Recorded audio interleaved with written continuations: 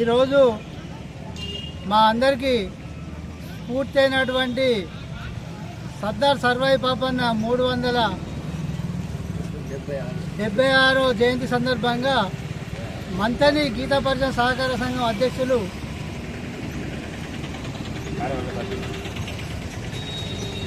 మాసిడి వీరశంకర్ గౌడ్ గారు జయంతిని ఉద్దేశించి ప్రసంగించవలసిందిగా కోరుతాను. ఈరోజు సర్దార్ సర్వాయి పాపన్న 376 జయంతి సందర్భంగా మా గీతా కార్మిక సహకార సంఘం మంత్రిని సభ్యులు కార్యవర్గం అందరూ కలిసి జయంతి ఉత్సవాలను బ్రహ్మాండంగా జరుపుకొని ఆ సర్దార్ సర్వాయి పాపన్న ఆశయాలను కొనసాగించడానికి ముందుకు పోదామని మేము తెలియజేస్తున్నాం. సమీకరించు, పోరాడు, విజయం సాధించు ఇదే నానుడిని ఆదర్శంగా తీసుకొని సర్దార్ పాపన్న గారు తమ యొక్క విజయకేతాన్ని ఎగరవేసి గౌడ జాతికి ఇలవేల్పుగా నిలిచినారు.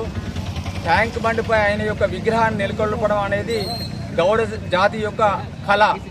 ఆ కళను ఈరోజు రేవంత్ రెడ్డి గారి నాయకత్వంలో పొన్నం ప్రభాకర్ గౌడ్ గారు ఈరోజు ట్యాంక్ బండ్పై విగ్రహాన్ని ఆవిష్కరిస్తాడు. దీనికి గోపా రాష్ట్ర కమిటీ బండి సాయన్న గౌడ్ ఆధ్వర్యంలో అన్ని రకాల నిధులను వారు సమీకరించడం జరిగింది.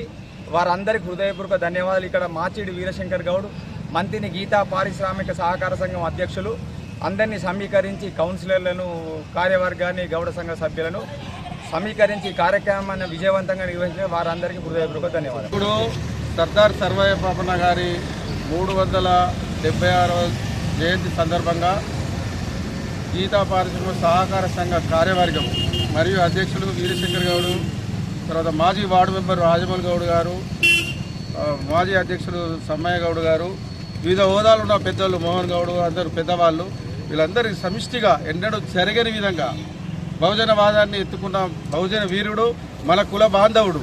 అంటే ఈ సమాజంలో 376 ఏళ్ల కింద అంటే పోరాడు, సమీకరించు, సమూహం చేయి అంటే ఆ కాలంలో చదువు సంస్కారం లేని సందర్భంలో వివిధ కులాలను వేసుకొని బహుజన రాజ్యం కావాలని పోరాడిన వీరుడు.